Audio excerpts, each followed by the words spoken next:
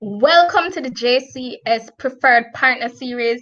I'm your host, Alexia Beckford, and today we have with us a very special guest, Deleen Powell, Marketing and PR Manager for the Universal Services Fund. I'm so excited to have her, and just to give you a little bit of insight on today's guest, she is a communication specialist with experience in information, communication, and development projects. Deleen, welcome. Thank you so much for having me, Alexia. Thank you. And the Universal Service Fund is so excited to be on board, and we just can't wait to share all the good news with your attendees. We are so excited. So just tell us, what is the Universal Services Fund doing to bridge the digital divide? All right. So, of course, when it comes to the Universal Service Fund story, it's best for us to start where? But at the start. So the Universal Service Fund is an agency of the Ministry of Science, Energy and Technology. We were established about 15 years ago. That's in the year 2005. But at that time, we went by a different name, which was the Universal Access Fund Company Limited.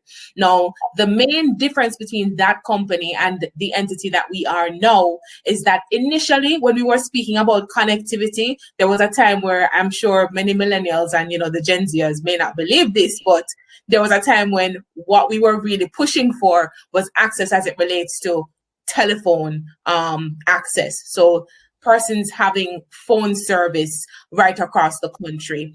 So at that time, and even at that time, we were really focused on ensuring that everybody had at least a landline or a mobile phone. There was also an initiative before that where we were looking at having phone boxes in every community. Of course, as technology progressed, we recognized that persons are now, able to access all of these wonderful benefits and information from being online. So then in 2012, the shift was made from the Universal Access Fund Company to the Universal Service Fund. And at that point, what we were looking at is ensuring that persons had individual service as opposed to access. What that meant was we moved from just doing our community computer labs, of which we have about 350 across the country, whereby a community would have access, to now looking at how individuals can have access, in the palm of their hand. So it was at that point that we started moving towards the provision of devices at the individual level. Also looking at public Wi-Fi hotspots, of which we have 9 at this point across the country. So persons who have a mobile device and, maybe you don't have any data on your phone, you can go to one of our 9 public Wi-Fi hotspots and you can access the internet at absolutely no cost, courtesy of the Universal Service Fund. And even now we're moving beyond just looking at the provision of internet service to the creation of a knowledge-based society. And what that means is we want individuals to be online and to be accessing the internet, but to be doing so in a meaningful way. So in a way that really edifies you. So yes, it is great to send WhatsApp messages. It's awesome to have a Facebook account or an Instagram account or a Snapchat and to upload videos and to share information in that way. But if you were also using this internet access to learn a skill, whether it is coding or how to do hair, if you were using it in that kind of meaningful way, then you would derive even more of a benefit from being online. So in a bid to move in that direction, we are now not just providing access and service, but we also have a training program whereby young persons aged 18 to 35 are provided with skills and certification in the field of information and communication technology. That program is our Technology Advancement Program. And currently, we have trained about 1,600 young people right across the length and breadth of Jamaica. So in every parish right now, you're going to find at least 2 or 3 dozen individuals that have been trained by the Universal Service Fund through the Technology Advancement Program. I mean, those are just some of the ways that we're connecting Jamaica. We also fully finance the Tablets in Schools initiative that is executed by eLearning Jamaica. We finance that program to the tune of $700 million on an annual basis. Recently, when the country's teachers got tablets as part of their heads of agreement, that was at a cost of about $805 million. Those funds also came from the Universal Service Fund. So, I mean, in a way, we are kind of Jamaica's best kept secret, because in our 15 years of existence, we have invested about $16 billion in Jamaica's ICT infrastructure. Yes, 16 billion with a B, not an M. So we have invested it in a plethora of projects aimed at ensuring that Jamaicans are connected. And I mean, as they say, that the journey has really just begun, because with COVID now and everything that has been happening, with more persons learning online and working from home, and with social distancing, we have to depend so much more on technology to ensure that we are connected. So it really brings into sharp focus the fact that the role of the Universal Service Fund is critical to make sure that it's everybody that is connected, not just the persons with money, not just the persons with the 2 and the 3 degrees, not just the persons that, live on the hill and have the very best service, but we have to be talking about the persons that are in the valley, that are unemployed, the persons that have disabilities, young persons, the elderly, because we have, in order for us to be fully developed and to say that we are connected, then what?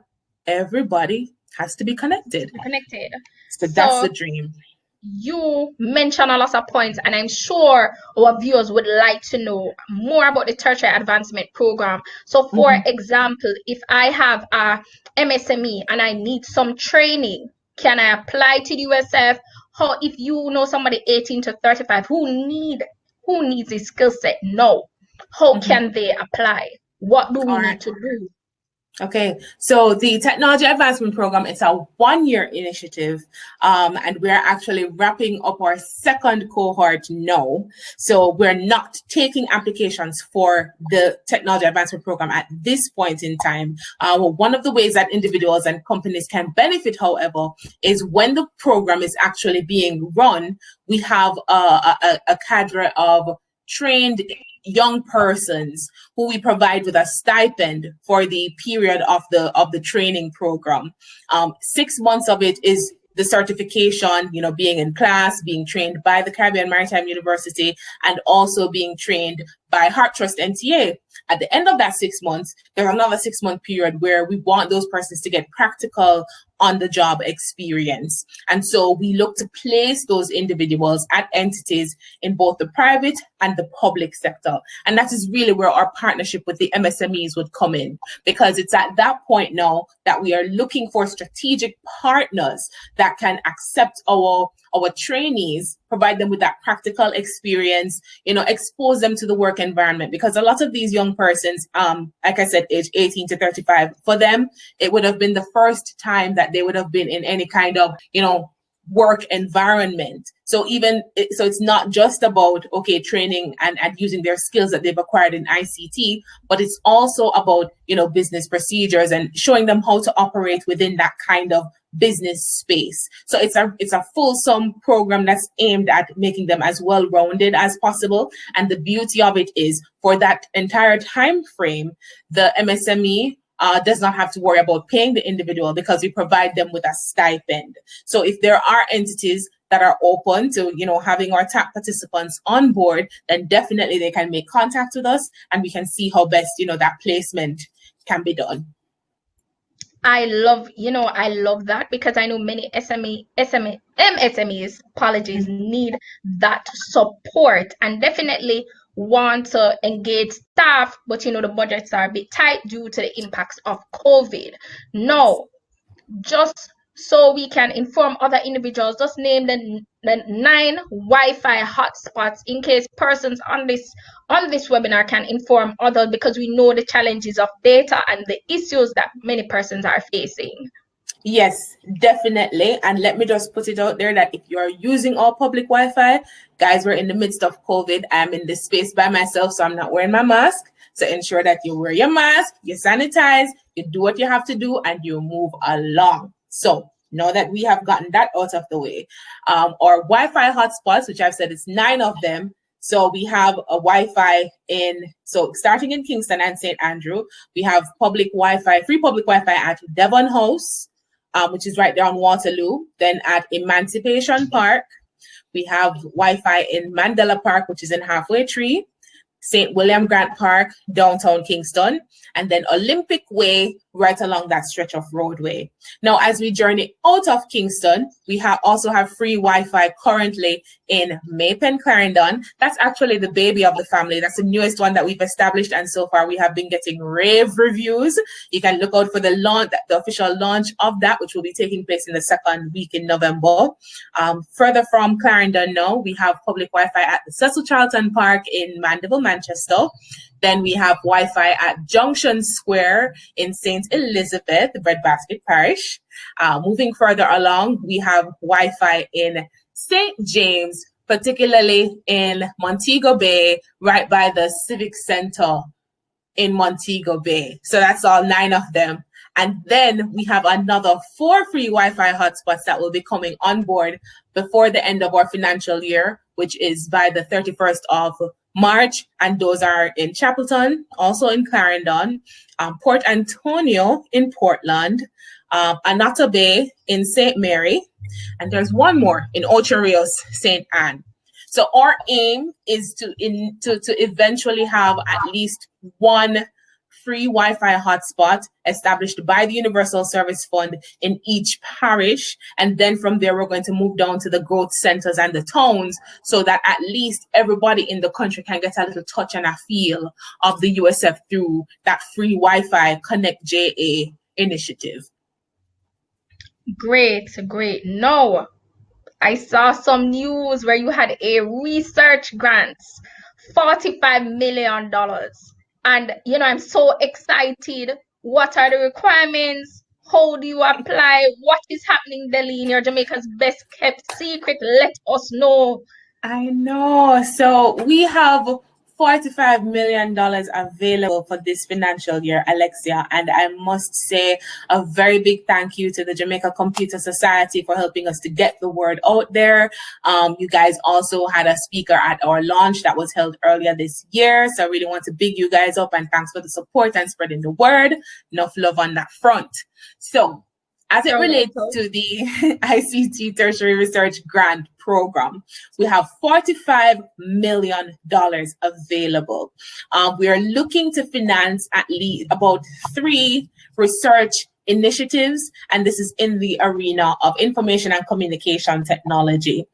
What we are looking for are those innovative ideas whereby we can solve problems related to everyday life right here in Jamaica through the use of information and communication technology. And I mean, Jamaicans are bright, Jamaicans are full of ideas, Jamaicans are studious, and we know that we're going to get some amazing, not just ideas, but also proposals coming out of this initiative that we will then be able to see through to fruition so that we can have these practical applications of ICT being realized. So what are some of the things that we're looking at? Well, for instance, over the weekend, we had those rains, right?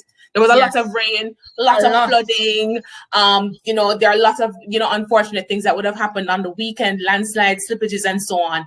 What are some of the ways that technology or information communication technology could help us to address that, whether it is through, the sharing of information in real time through some sort of network that persons would be advised of, roadways that are flooded. So in the event that you're not able to catch the 5 o'clock news or that bulletin, how could maybe a message on your phone be used, or a network of persons in real time could update some sort of application that would allow persons to be informed.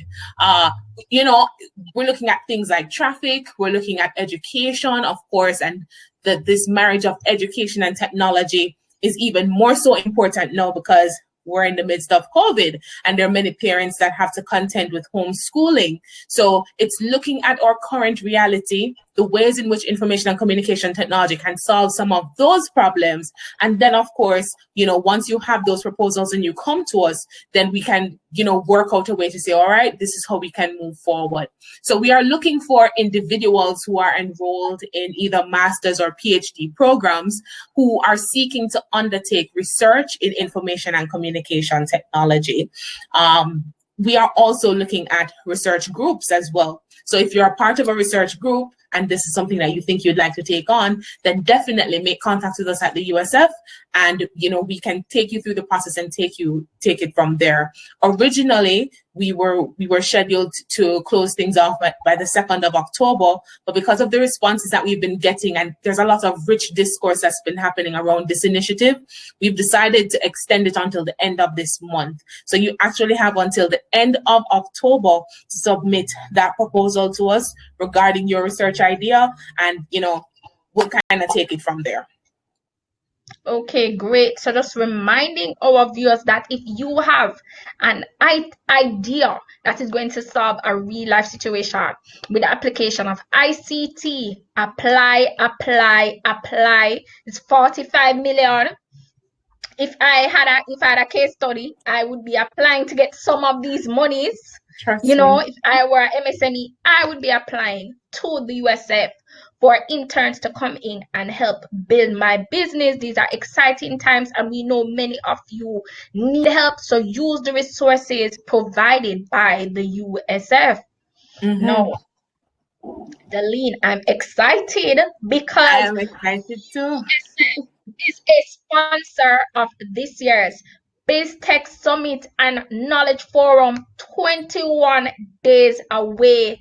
And I know you guys are so much in line with our theme, advancing digital literacy and culture. So tell our viewers, what can we expect from USF? Well, definitely, again, like I said, we're so excited to be on board with BizTech. This would be I think this is the 3rd or the 4th year that we're on board. I think we first came on board in 2017. And each year we have seen, the value of being involved in this event and being part of the discourse that's happening within this space. For BizTech 2020, we know we are in, unusual times with this year's event being held online, but we also see that as a tremendous opportunity, because what it means now is it's going to be that much more convenient for individuals to just log on from home or at their desk or wherever it is, and to be part of this activity, be part of the event, be part of the discourse, and to add, their input to what will be happening in the event. So for BizTech, currently you've only gotten a peek at what is happening with the Universal Service Fund. At this year's event, we do plan to share additional information on our various projects and our programs, and we also want to engage individuals in discourse on, what are some of the suggestions that they may have for things that can be done by the Universal Service Fund in terms of ways that we can continue to bridge that gap. Because as I said, the Universal Service Fund, like many other entities, has been through, many periods of evolution. And we're at that point now where we're looking to possibly evolve again, where we're looking at new ways that we can assist, the unserved and the underserved. So definitely additional information on our grant program, information on our scholarships program, because we also provide assistance to path beneficiaries who are looking to pursue ICT studies at the tertiary level. We provide grants for young persons who would have excelled in their PEP examinations. We are the agency that works along with the National Works Agency and other entities to work towards Jamaica having that island-wide broadband network. Then, of course, we have our community access points. We have the one-off assistance that we provide in terms of ICT devices that we provide to individuals that are in need. So there's so many different things that are happening with the USF. And under our legislation, we are mandated to do much more. We are mandated to work at ensuring the curation of local content and making that content available, not just locally, but internationally. And those are some of the things some of the ideas that we're looking at. We're also mandated under the Telecommunications Act to provide, funding, whether through grants or loans or any other kind of scheme, to medium, small, and micro-sized enterprises. What exactly that will look like, because that's not something that we're currently doing. Well, definitely we're open to having that kind of discussion, because of course, in order for us to design any kind of program that will meet those sorts of needs, then we need to have the discussions with the persons that will be benefiting. That's the only way we can ensure that it's effective. So we're so happy to be on board, because for us, it's going to be a two-way flow of information. It will be us sharing with the public what we do and how we can assist, but also getting feedback from the public on what they would expect and how we can go even further so that we can then design it the very best way forward. Great. Also, I would just like to encourage everyone that we have included the registration link for BizTech. So if you have not registered, I implore you to register today. Today, we are 21 days away and you do not want to miss it. We have included it in the chat, and this year's conference is free of cost. So register. Yes. It's going to be amazing. I think it's amazing that we're going to be having this plethora of information available online and at no cost. I mean, it's going to be an amazing activity. That's great. Also, you mentioned tablets, right? And if many of you are tuned in, the USL will be giving away a tablet. Yes, we will. So, Deleen, we know that, there have been shortages with tablets. So, yes. If I have an institution, a basic school, a person in need, what do I need to do? What do I need to do? How do I apply? If I need some tablets for some underserved community, how do we apply? We need to get the word out. Okay, so we assist individuals and institutions as it relates to the provision of tablets and other information communication technology devices in two ways. So one of the key ways that we do that every year is through the funds that are earmarked for eLearning Jamaica Company Limited for the Tablets in Schools program. So every year we designate $700 million, and that money is specifically for tablets in schools. eLearning Jamaica executes that program, so they deal with the procuring and distribution of those tablets, and they ensure as best as possible that the institutions that require them are able to get them, that they're using them, and that is being done effectively. We also provide one-off assistance to schools, to entities, to individuals who may require that kind of support. What happens in that case is an individual would write a proposal to the Universal Service Fund, which we would then review and consider based on our mandate, and then we can make a determination about whether or not we are able to support. In recent times, we have provided a lot of support to other government entities, especially those that are on the front line as it relates to COVID. So for instance, just a couple of weeks ago, we provided some ICT support to the Western Regional Health Authority through tablets and multifunction printers, routers, and other associated accessories, just to help them in streamlining their patient information management system. Because I mean, doctors, they're brilliant people. They're awesome. We need them, especially at this time. But they're notorious for their handwriting not being so legible at times. And so what that system does is, rather than having to have everything handwritten, they are now able to put that information in, type it into a system, and then that information will not just be safe, but also readily accessible by those that have, access. So in that way, it minimizes the chance of error, because they're going from a paper-based system to now an electronic system.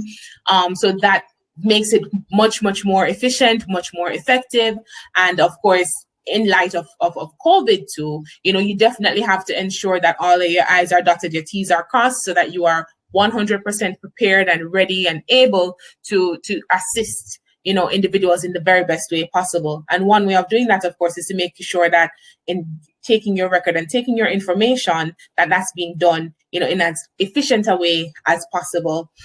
Even earlier this year, we provided other support in response to COVID. We provided about $18 million to the Ministry of Health to help them to upgrade their bandwidth, because it would be expected that more persons may be working remotely and working from home. So, we provided them with that increased bandwidth just to facilitate that and the increased virtual, working that would be taking place.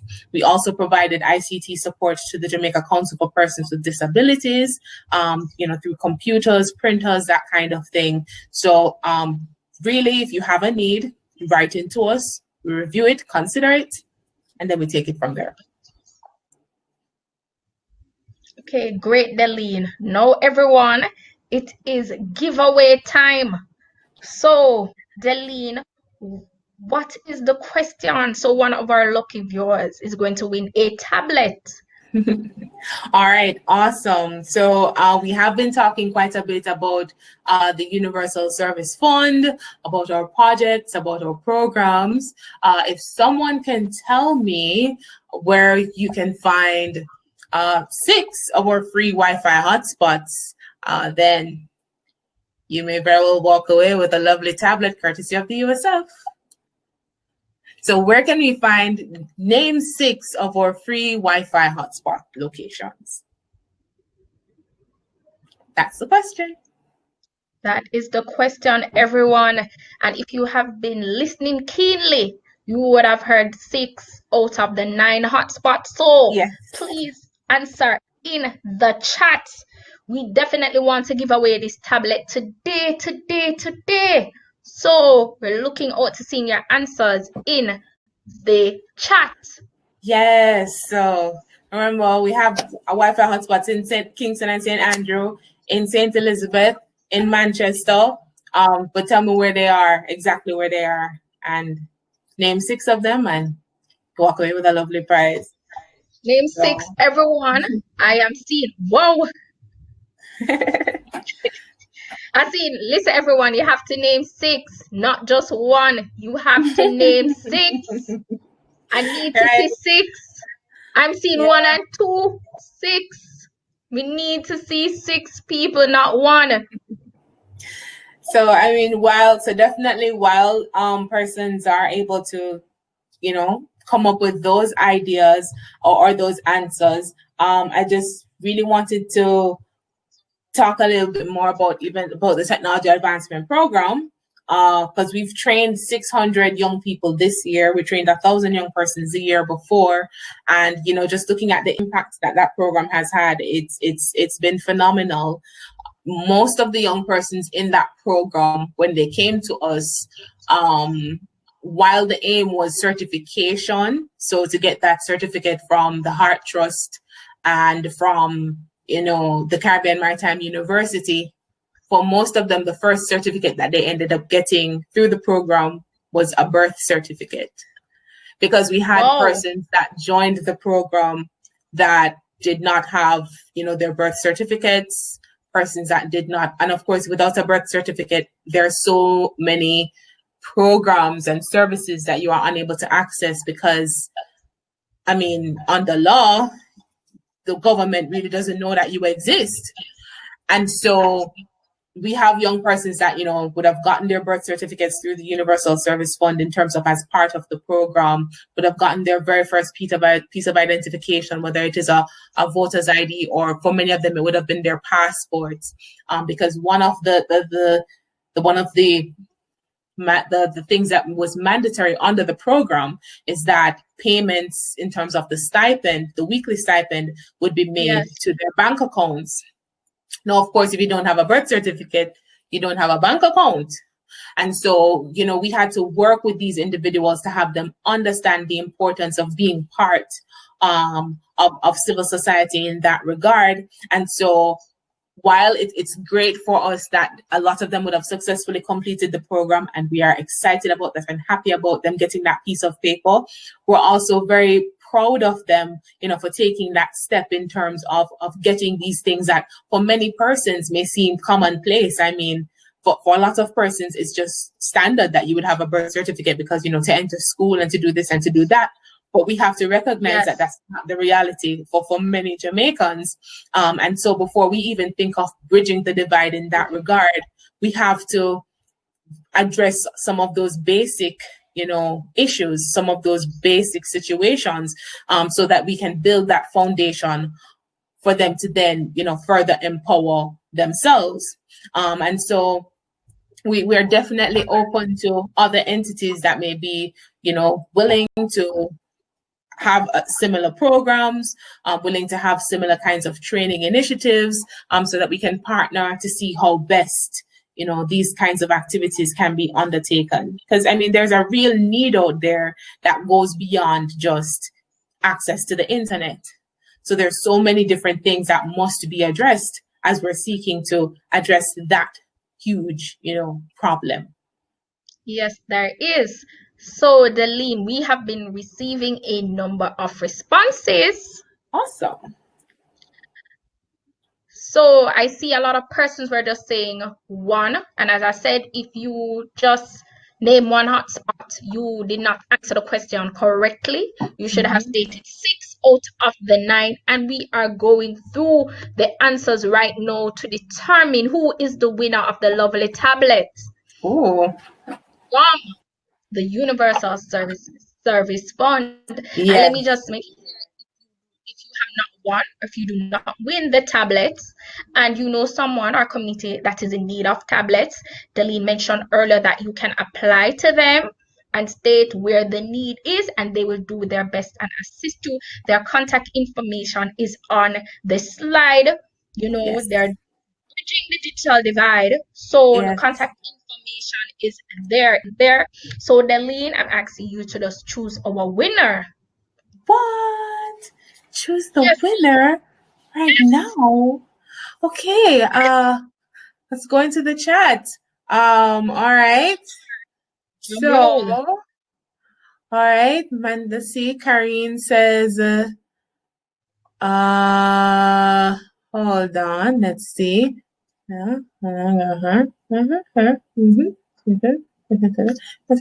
Okay, I think we do have a winner. I think we do have a winner. I don't want to call the wrong person's name, so much pressure. Let's see. I think we have a winner. And who is the winner, Deleen, of the tablet? All right, let me go through the chat. Wow, we got so many responses. Yes. It's looking like, is it Karine? Is Karine our winner? Karine. Mandela, William Grant Park, Sam Sharp Square, Maypen, Port Antonio Emancipation Park. Yeah. Karine, you have won the tablets. Asking you to reach out to us at inform@myjcs to collect your prize. But for those who, I am sure, Deleen, that many of our attendees would be getting some giveaway at BizTech. What do you have for us? Lots of information. I'm joking. We also have a lot of, definitely information. And do you need a prize other than knowing about the different ways that you can access the services of the Universal Service Fund?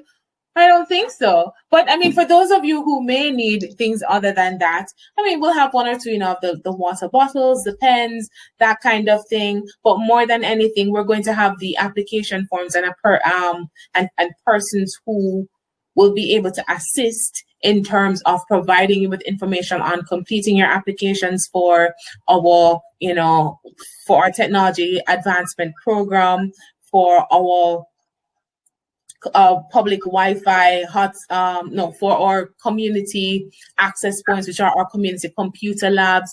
We'll be able to guide you in terms of putting in applications if you need tablets or access to any other kinds of ICT devices.